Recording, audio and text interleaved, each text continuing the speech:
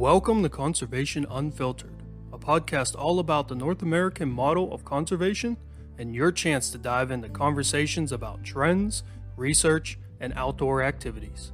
It's time to get wild with the 2021 Conservation Media Award-winning host, Jason Creighton.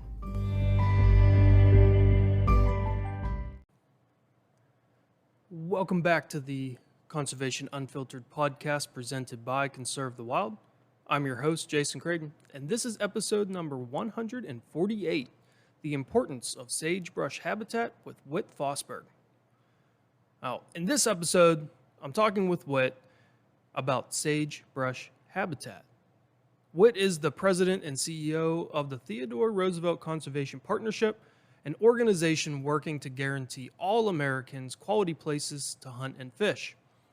TRCP unites and amplifies their partners' voices to advance America's legacy of conservation, habitat, and access. While we're talking, Whit's going to share the work TRCP has done over the past 20 years, what the biggest legislative wins were for 2022, and where the Recovering America's Wildlife Act currently stands. The meat of the episode includes his thoughts on the importance of sagebrush habitat, what threats are looming, and things being done to conserve the ecosystem in the West. The conversation wraps up with Whit's outlook on the impact the North American Grasslands Conservation Act could have.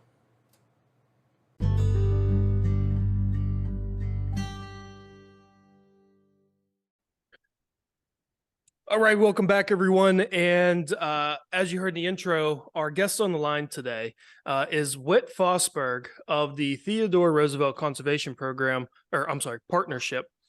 So, Whit, how you doing today? I'm great. How are you, Jason? Anytime I get to talk about conservation, and people that are longtime listeners have heard me say this many, many times, are honestly probably sick of me saying it. If I'm talking about conservation, I am in a good mood. I've known about TRCP, or the Theodore Roosevelt Conservation Partnership, for a number of years. I've been a member on and off as I cycle through all kinds of different conservation groups out there. And so I have a general understanding of what it is. But for listeners that might not have heard of TRCP, what is the organization about? So TRCP was created in 2002 to bring all the hunting and fishing conservation groups together to speak on a common voice on issues that were really too big for any one group. Agricultural policy, energy policy, public land policy, access, marine fisheries, issues like that. And it was created by a fellow named Jim Range. And Jim had been Howard Baker's chief of staff when Baker had majority leader of the Senate back in the 1980s. He and Senator Baker were both from rural Tennessee, good old-fashioned hunting and fishing, old-time Republican conservationists. And Jim became very frustrated with how ineffective he felt the hunting and fishing community had become in Washington. And you go back to the Roosevelt days, it was really the hunting and fishing community that created the modern conservation system and the North American model of wildlife conservation. And, Boone and Crockett Club was the first of what we consider the modern conservation groups, created in 1887 by Theodore Roosevelt and some of his friends, ostensibly to stop the market hunting and to start preserving habitats that were disappearing quickly. And then when he became president, he set aside 230 million acres of land for the public to enjoy, to hunt and fish, to hike, to bird watch, to do whatever. And really, that was not just out of altruism. It was the fact that he credited his time in those wild spaces in North Dakota with making him the man he became. And he wanted to make sure that all Americans had that opportunity to get outside and to challenge themselves, or at least to experience nature. And he envisioned a system very different than we had in Europe at that time, which was, and still have, which was largely fish and wildlife owned by the landed gentry. And it was hunting and fishing were sports of the elite and not the common people. And Roosevelt wanted something different here. And then beginning in the early 1900s, we put in place, we ended the market hunting, we put in place the early environmental laws. You think about the groups of those time, it was the Wildlife Society, the Isaac Walton League, Wildlife Management Institute, Boone and Crockett, National Wildlife Federation in the 1930s, all of which were not just concerned about any one species, but about conservation broadly. And then in the 1930s, you had the Ducks Unlimited was created, and that was really the first of the species groups. And DU did an amazing, job of not only, creating things like the duck stamp and the Pittman-Robertson excise tax to pay for conservation, but then it, rolled up its sleeves and started restoring and protecting wetlands around the country. And that model was followed by Trout Unlimited in the 50s, then Elk Foundation in the 80s, and Pheasants Forever, the Turkey Federation. I mean, you name it. Whatever game species there is out there, there are 1, 2, 3, 10 different NGOs that care about that species and have done great work bringing them back. Because you go back to those early 1900s, elk were probably 10% of the population they are today. Bison were functionally extinct. White-tailed deer were rare. So really ducks were considered, there was a real fear that a lot of duck species were going to go extinct back in the 1930s. So, I mean, all these groups did amazing work and continue to do amazing work, putting dollars on the ground, restoring and protecting habitat. But in Jim Range's mind, what had been suffered was that collective eye on federal policy that underlay everything. It's how our 640 million acres of public lands are managed.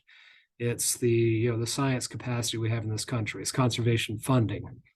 It's a lot of those things. It's incentives for landowners to do the right thing through the Farm Bill. And so he decided he was going to create a conservation group that brought all those groups back together to speak in a common voice on these big issues. And that was 2002. And then 2009, Jim unexpectedly died. And so I came in 2010. And today we have basically under our umbrella, there are 62 different groups. And it's very much it's a broad coalition. You range from Ducks Unlimited and Trout Unlimited and Pheasants Forever, the Turkey Federation, Mule Deer Foundation, National Deer Association, to the Outdoor Industry Association, which is the retailer, basically the trade association for REI, Eastern Mountain Sports, Bass Pro, all the rest. It's the Hispanic Access Foundation. It's the Minority Outdoor Alliance. It's the AFL-CIO, because 70% of their 12 million members hunt and fish. It's the land trust community. So what we do is we're not a trade association. Nobody pays any dues. But what we do ask for them to do is come together, roll up their sleeves, and work on issues that we care about, and present that united front. So that is the long-winded description of what we do. Yeah, as you mentioned, all those groups that are working together under your organization's name, they do great work for the individual species or the stakeholders that they represent. But that's a good thing. That sort of fragments hunters and fishermen and outdoor enthusiasts, because it's not one collective voice. It's all these smaller groups. And for your group to be able to pull everyone together and say, it's not just, our 30,000 members or these, 100,000 members, it's all the members from these organizations. It probably has a little more weight in Washington, right? When you have larger numbers. Absolutely. And listen, we need both. We need the groups that are actually doing the work on the ground, because that's where conservation happens. But we also need to make sure that we're, focusing on policy that directly impacts what we're doing. I mean, Jim Range used to use the analogy of the Farm Bill. And he'd see all the ag groups go into a room at the beginning of every 5-year Farm Bill negotiation and come out locked into a position and stay with that position the entire way through. You see the conservation groups go into a room, come out with a position as soon as the going got tough. They scatter like a covey of quail and try to cut the best side deal they could for their career. And it just drove Jim crazy, understandably. But that we have 50 plus million people in this country that hunt and fish, and we tend to be politically active. We tend to be that sensible center that really gets stuff done. We tend to vote, and he wanted to make sure that we were represented the way we ought to be represented, the way we have been historically in federal policy. You think about going back in the old days, Congress is largely rural America. They knew about hunting and fishing. They did it. Today, it's not like that anymore. You have mostly it's an urban Congress. Even the folks from more rural areas, a lot of them don't hunt and fish. They don't understand it. And we can't just assume that our interests are going to be taken care of, because they always have been. And that was, Jim's vision back in 2002. And I think it's more true today than ever. And we've had a great, run. And I think that the model has been vindicated. So with that sort of collective voice that you're able to provide and focusing on, legislative issues. What was the biggest win of 2022? Like, what was the biggest conservation impact that TRCP and these other organizations were able to pull together, and you feel like, yeah, this is the one we can hang our hat on? So I think it would have to be the climate provisions that Congress passed in 2002 as a part of the Inflation Reduction Act.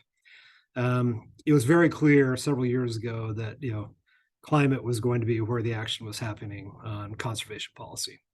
And listen, if you're a hunter and angler, you see what's happening. You see your water is getting warmer. You see the home ranges of fish in the ocean changing dramatically. You see elk coming out of the mountains later. You see changed migration patterns. You see moose practically going extinct in various places because it's not getting cold enough to kill the ticks. So our community has seen it, and we were engaged in climate back in the early 2000s. But when the issue became so political, a lot of our groups would tend to be pretty conservative, just sort of go and hid in the closet because they just didn't want to be talking politics. They'd much rather fix up a wetland or fix up a stream. And it took us out of the conversation, and it kept that conversation being polarized. So several years ago, we decided to we started with the hunting groups, them together, and talk about not only the science of what was happening, but also the solutions. And I think the scientists say that generally 20% of the solutions for a changing climate are nature-based. I mean, it's trees, it's grass, it's water. That's the stuff that soaks carbon out of the atmosphere. And by the way, it's great for fish and wildlife and hunting and fishing. So what we did was we pulled folks together for a few days, looked at the science, talked about how you message this stuff to your membership, and then really came out with the beginning of a platform on climate from the sporting community. Then we convened our broader policy council, those 62 different groups, about 40 of which came together physically, and hammered out over several days what ended up being about a 7-page statement that's on our website, trcp.org, that folks can look at, the things that you need to do in terms of better managed forests, more land in conservation and farm country, restored and protected wetlands, coastal barriers, using nature, not just making bigger levees. And we sent that to Congress back in 2019, I believe. Big story in the Washington Post about the basic hunting and fishing community coming together on climate. And if you looked what passed in the Inflation Reduction Act, the climate provisions, it could have been taken almost verbatim from what that statement was released to Congress.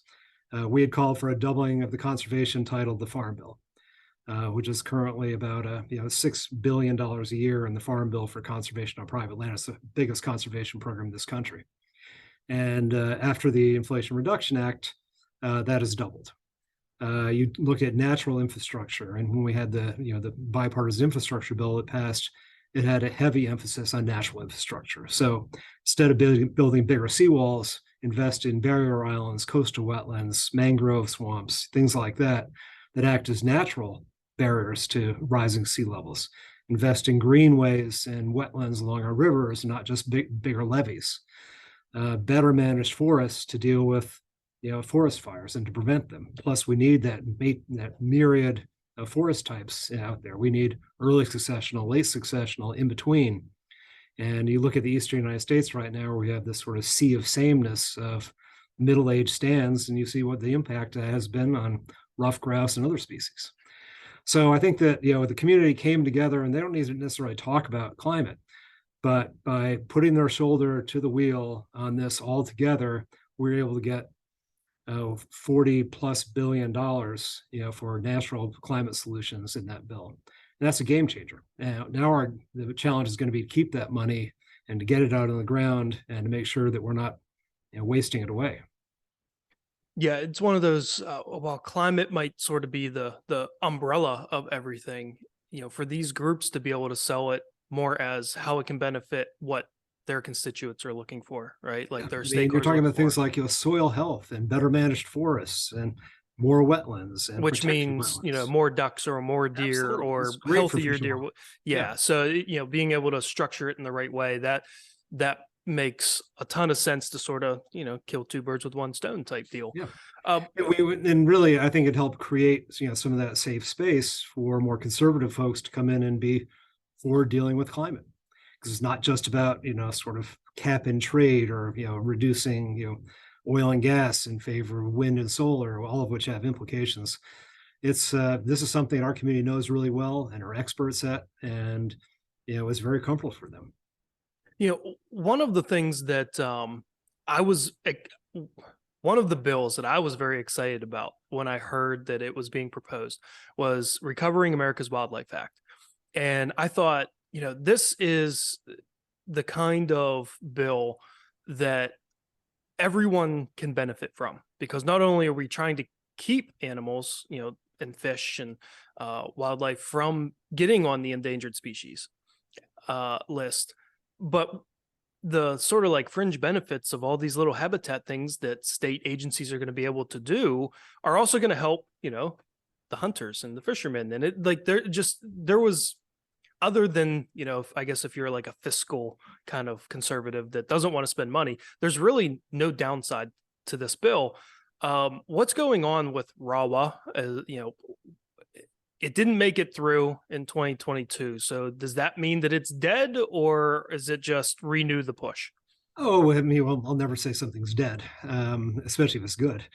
But just a little bit more background. Many years ago, the states put together what they call the state wildlife action plans that laid out the need they have for managing species other than those species that they already have money to manage, which are really the game species, thanks to our community.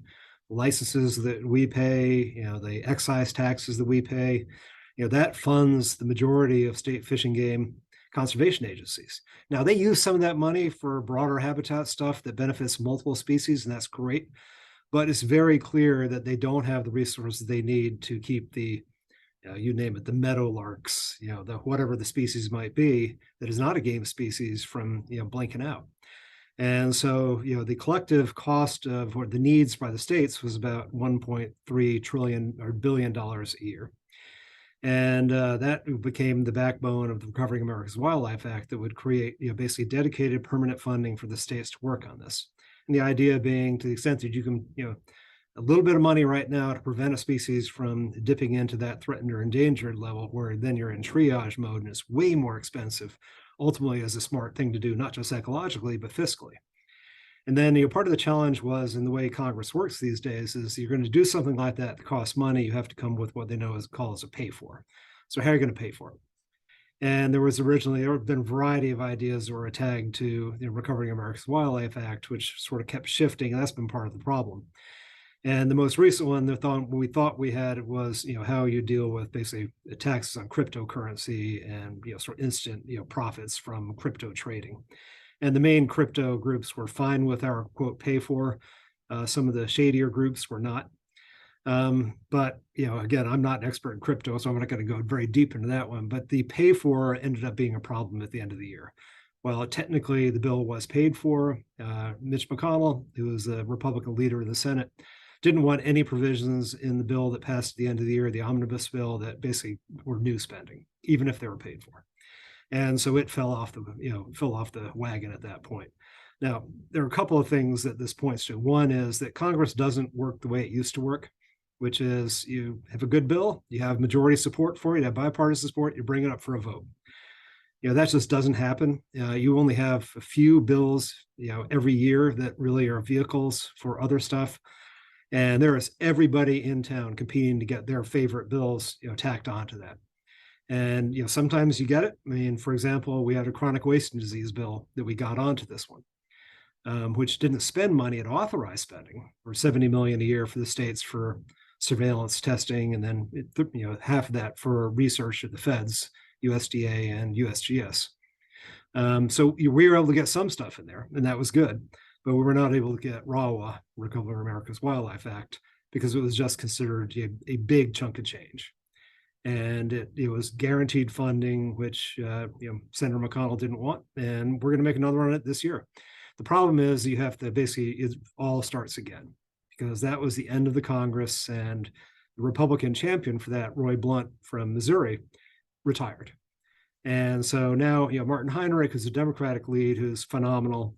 He will probably Senator Tillis from North Carolina will be the Republican lead this time, and we'll go back and try to do it the old-fashioned way, getting a lot of support, getting it through committee, getting it on the floor, getting a vote, getting it passed. But there always needs to be a certain amount of noise to get it done. And so, Pheasants Forever, National Wildlife Federation, Ducks Unlimited, the other groups have really been helping us drive this. You're going to see them continuing to make a lot of noise about RAWA because it's really that and the Farm Bill are the two big priorities in the current Congress. Yeah, and even some of the state agencies are even starting to bring up how much they would really appreciate this bill being passed, to be able to manage all the species that they're responsible for a little bit easier. So you might even get a couple more, voices out there to try to rally some support. Well, we had, I think in the Senate, we had, I think 14 Republicans, 14 Democrats as co-sponsors on the bill, which is a very bipartisan effort in this sort of partisan times. And the State Association of Fish and Wildlife Agencies, which is basically the trade association for all the state fish and wildlife agencies out there, have been huge proponents of this bill because they're the ones that get saddled with the obligation of bringing these species back when it's too late. Fish and Wildlife Service announces something gets on the list for being an endangered species, and they're not out necessarily be the ones out there trying to bring it back. It's up to those biologists in the states are now in charge of doing something and being the bad guy, with the private landowners. So it's a crummy system. I mean, we need an Endangered Species Act. We need to have the hammer out there, but it should be an absolute last resort. And right now, there's just not enough proactive work going on before that to keep these species from hitting that edge. All right, Whit. That's all great information. That's all great stuff. But now I want to talk about something that I know probably zero about. Okay. I want to talk about sagebrush. It's something that, I've read about it a little bit. I hear about it here and there, and it really intrigues me what I've read, but I feel like I know absolutely nothing. But I know that from what I've read, that there's an issue with, the area that sagebrush grows in and the habitat that it provides for other animals and things like that. And there's some concern there. So let's just start with, the simplest question. What is sagebrush? So the sagebrush steppe ecosystem, as they like to call it, covers about 165 million acres in 11 Western states, all the way up into Canada. And a lot of folks, this is those areas like in the Red Desert in Wyoming, you drive through it just looks the same for a very long time. And it's not terribly interesting, unless you get there in the right light or you're hunting sagegrass or something like that. And, but, as time has gone by, we've started to realize how important ecologically the sagebrush ecosystem is. We got into it really through sage grouse. Which is an iconic game species that used to be extremely prevalent in the West and is down now to a fraction of its numbers, to the point where a lot of the states are talking about ending hunting of sage grouse. And it's not because these species have been overhunted, it's because there's been degradation in that sagebrush steppe ecosystem. And that's coming from a variety of things. One, invasive species that come in and things like cheatgrass, and then you have fire that follow those, and all of a sudden, that ecosystem is not meant to deal with that. You have a lot of development that's going through it, things like oil and gas or renewables or solar arrays that are put out here in the middle of nowhere because there's a lot of wind, there's a lot of sun, in a lot of places there's a lot of oil and gas, but that fragments the habitat. And we've seen what that does with species like mule deer and pronghorn that have complex migration routes that they have great fealty to. And when those, you have a 6-lane interstate that goes through someplace, it either stops the migration or it's going to, force these animals to, get out there and play Frogger in the middle of the road. And that's not good for the animals. It's not good for people. And then you have a thing like a sage grouse, which is, evolved ecologically to avoid high things because this main predator were raptors. And so if it sees an oil derrick or a telephone pole or a wind farm, someplace, it's going to go and move somewhere else because it knows that those tall things are basically calling the eagles, calling the hawks, and that's what you go after them. And it's not just sage, it's not just the sage grouse. There are 350 different species that depend on that same ecosystem. Wait, hold on a second. I got to clarify here. So sage grouse know they know their main predator are raptors. So they're trying to avoid areas where raptors are, which makes complete sense. Yep. And in my understanding, oil and gas, renewable energy, housing developments, anything like that, it was causing a decline in sage grouse because of habitat there. Like there's less sagebrush, right?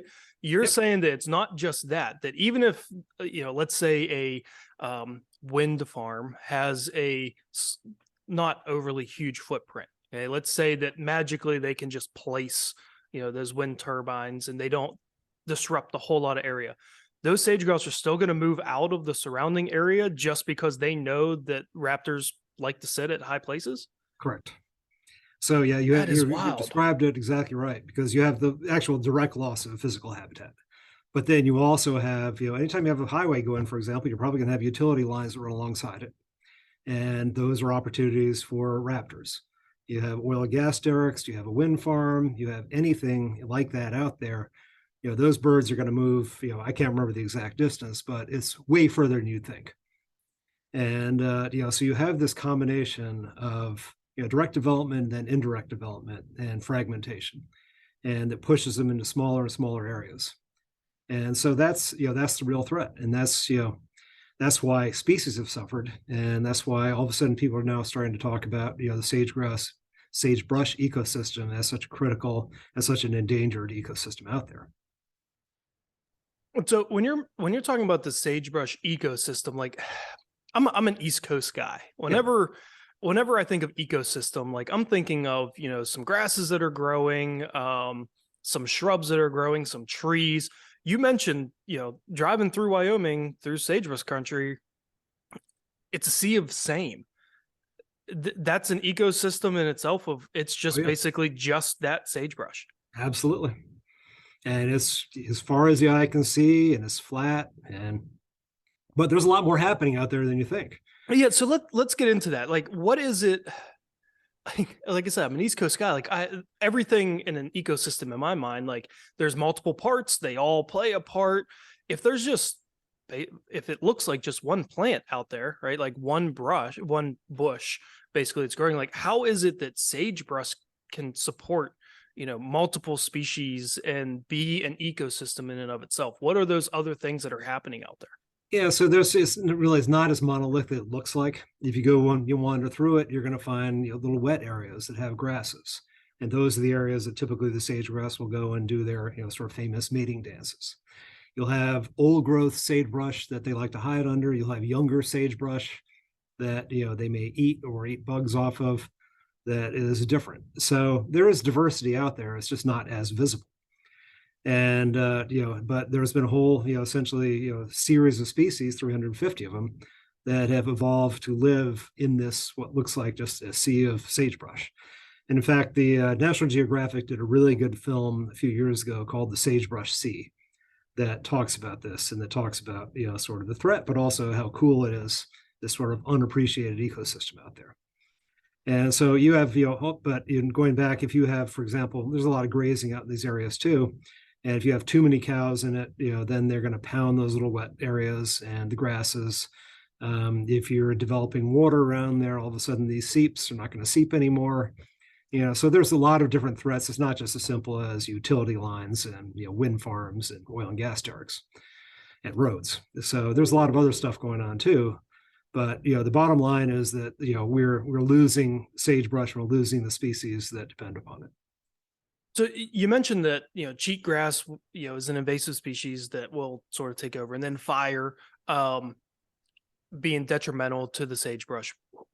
How does the sagebrush grow? Like, is it seeds that are then deposited, or is it rhizomes that is it like sending out new plants under the ground? You're getting past my pay grade here. There's, again, I'm not a scientist in this stuff. I'm a political hack that tries to figure out what we can do here to protect it. You ought to get on Ed Arnett, who is the CEO of the Wildlife Society and who's knowledgeable about sagebrush and sage grouse as anybody out there. He was our chief scientist before he took over the Wildlife Society. But Ed can talk very poetic about this for long periods of time. And he can go through all about how sage-grouse live and This is what happens to me, right? Like I get a topic in my head and I'm like, oh, that'd be a great episode. And then I end up going down a rabbit hole and I keep going further and further and more information. And then my family and friends start just hammering me with like, please stop talking about it. It's been 3 months and this is the only thing that you've talked about.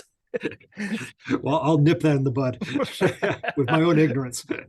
So you mentioned that it's aware, like we as a people, as a nation, like we're aware that we need this sagebrush ecosystem, that it's threatened. Yep. What are we doing as a nation? What are we doing as your organization? Like what's being done to try to save or conserve sagebrush in the West?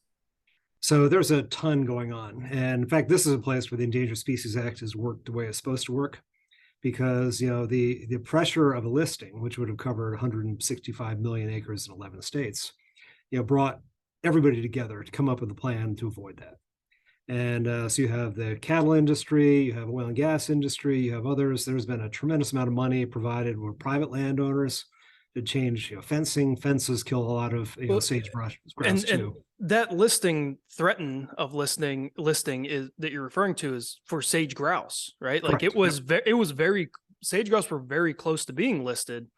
But a lot of people argue they ought to be listed because the numbers are still declining. And the reason why they haven't been to this point is, as you're alluding to, like a bunch of groups said, hey, let's try to help here. So federal government said, you know what, we'll wait to list. Yeah. I mean, let's give this a chance. You had all the Western states, almost all of which were Republican governors, saying, hey, we can do this. You had the cattle industry, the oil and gas industry saying we could do this. And there's been a lot of creative stuff done. And in a lot of ways, it's about just, you can have development, but just have to do it smart. Because like I said, not all of the sagebrush sea out there is the same. There are some that's way more ecologically productive for a species like a sage grouse than others. So let's cite the wind farm, over in that non-productive area, and not in the heart of sage grouse country.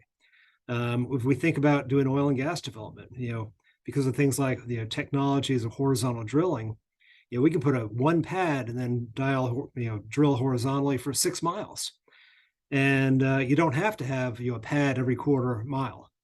And it's that sort of being smart about how we do development is a big part of this too.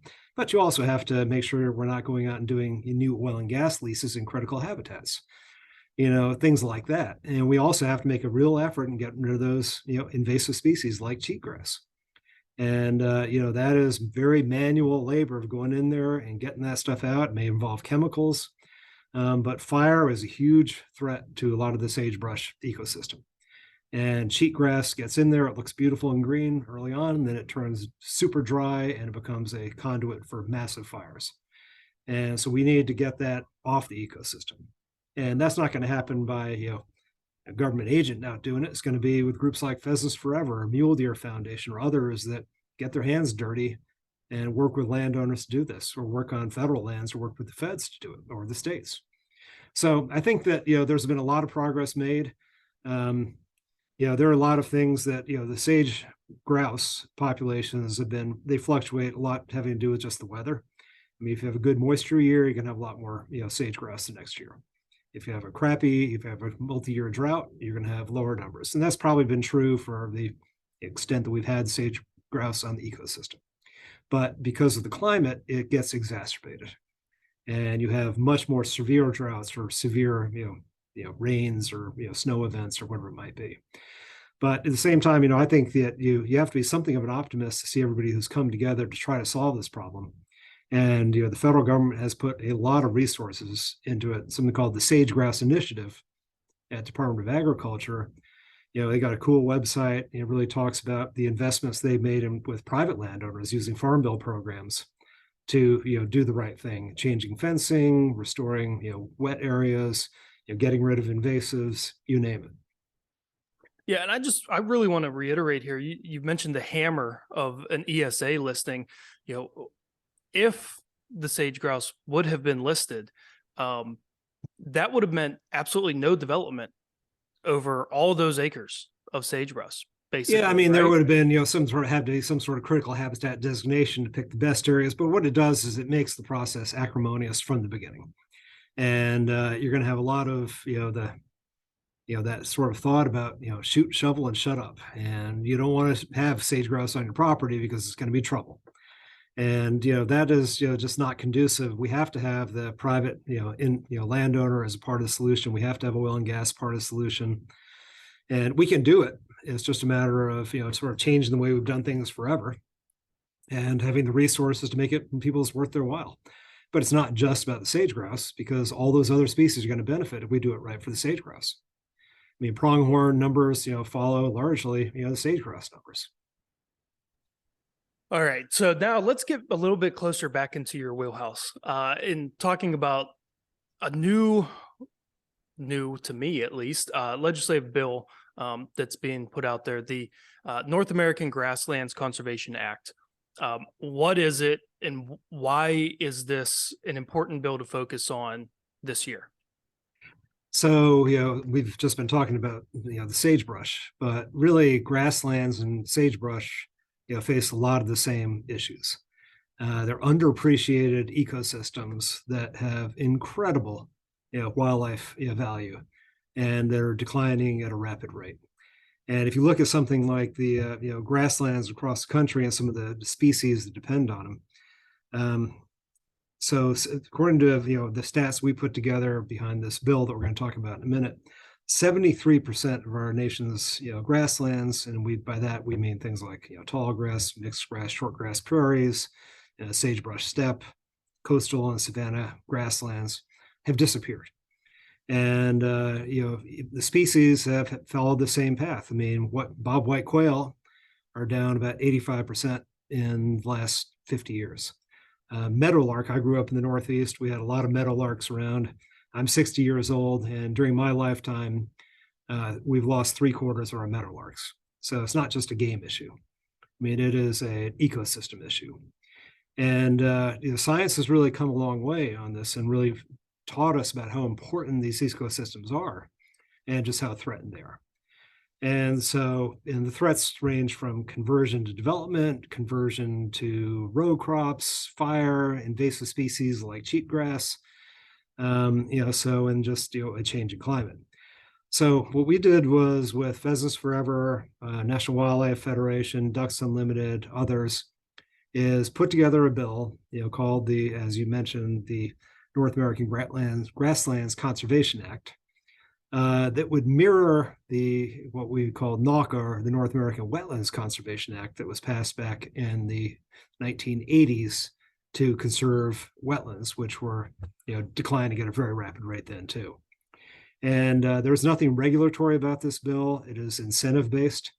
So the way that the North American Wetlands Conservation Act works, it was created in 1989, and it has basically gives grants, and it gives grants to for all sorts of projects. And since it was created back then, there have been about 3,000 projects in the US, Canada, Mexico.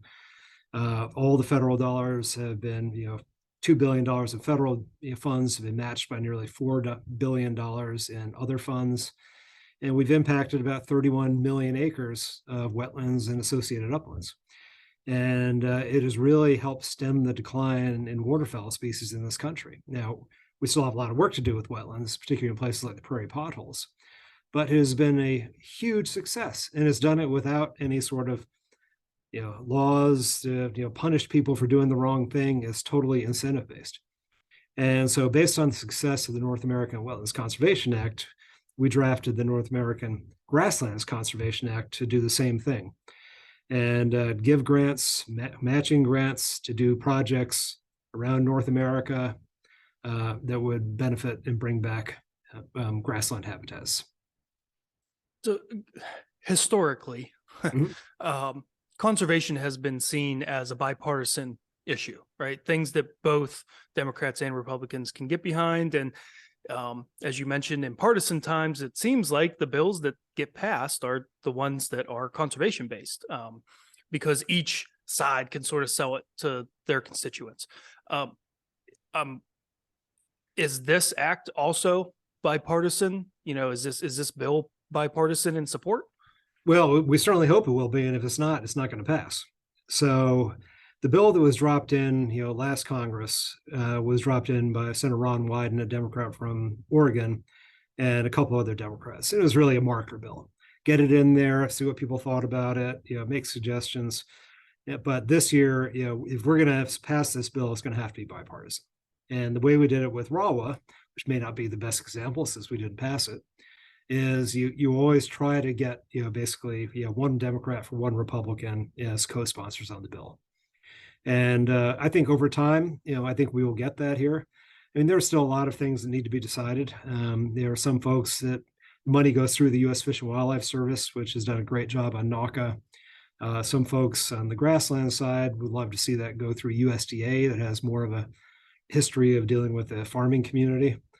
We'd obviously prefer to see it stay at Fish and Wildlife, that really understands ecosystems and wildlife. But issues like that can get worked out over time. But this one should be bipartisan. I hope it will be bipartisan. And certainly the groups that are pushing it, it's not just the hunting and fishing groups. It's the American Bird Conservatory. It's Audubon. It's a very mixed group that are trying to get this thing passed. So for listeners out there that are interested in learning about this act, this bill, where can they find more information about it? You can go onto our website, but then we have a dedicated website for the North American, the Grasslands Conservation Act, called actforgrasslands.org. And if you go to that, you'll see all the groups, there are logos at the top that are supporting this, and description of the bill itself and the problem of disappearing grasslands.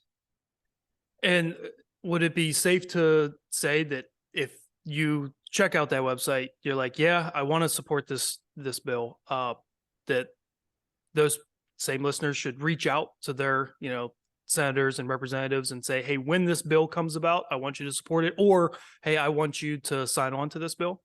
Yeah, and I think that we need to get it reintroduced. So as of the end of December, when the last Congress ended, everything that didn't get passed to pass eventually is going to have to be reintroduced. And so at some point this spring, we will get this reintroduced, and then we will have an actual bill number that people can lobby around. But in the short term, go ahead and just read what the description of the bill is. Go on our website, go on the Pheasants Forever website, go on the National Wildlife Federation website, go to actforgrasslands.org and learn about it and ask questions. And then, come back and be ready to be an advocate for it when we give you the signal. Yeah. And, for all the listeners out there that have been advocating in the past, you may need to figure out who you need to contact now, because we just had, midterm elections and there's been some changeover. I know there has been for me. So this is actually a really good time to allow your representative or senator that's new to understand that constituents find conservation to be an important issue, and introduce yourself to, if you're one of the first people, it's more likely they're going to remember your name and what it is that you support. Yeah, and just anybody that hasn't done so already, just sign up. It's free on our website, as a quote member or supporter, and you'll get weekly updates of all the issues that are happening in Congress, and you'll get an alert when this starts to move, and you'll get instruction about how to contact your member and who your member is, and sample letters and talking points and all the rest. Well, Whit, thanks for joining me today and talking about sagebrush and RAWA and the Grasslands Conservation Act. I mean, a lot of people tend to shut down a little bit when it comes to politics stuff, but I feel like this is the kind of thing that we can talk about politics without being jaded, without feeling so partisan. It's something that can benefit everyone. So thanks for coming on and talking about it. Oh, well, thank you. And listen, this is still the area you talked about it, where Republicans, Democrats can actually come together and get stuff done. We've seen that, I would say the last decade has been the most substantial for conservation in this country since the 1970s in the modern environmental era. And it's because we managed to keep these issues from getting partisan. And, so there's a lot to disagree on in Washington, but hunting, fishing, fish and wildlife should not be among those.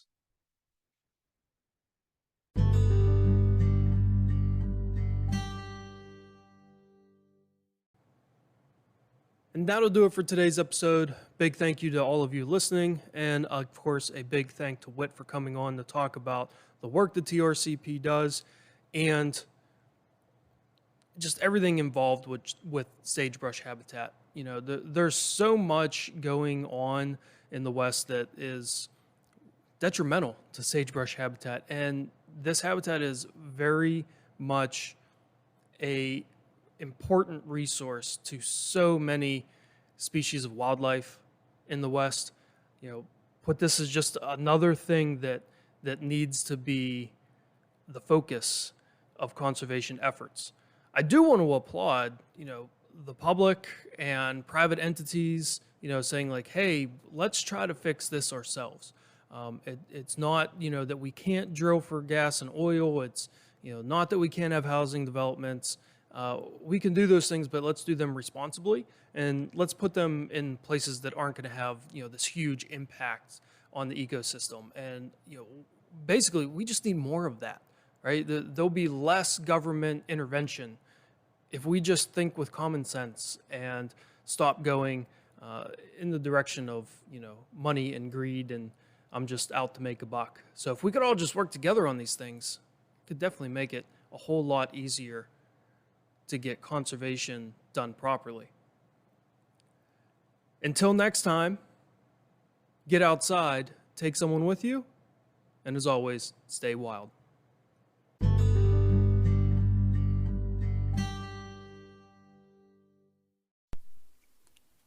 Hey everybody, it's me again. Before I go, it's that time again to talk about Anchor podcasts.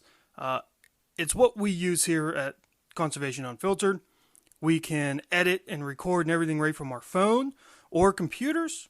The hosting on Anchor is super easy, distributes it to all kinds of platforms. So where you're listening, it's distributed out there. And it's all totally free, which is great. So download the Anchor app or go to anchor.fm to get started. See you next time.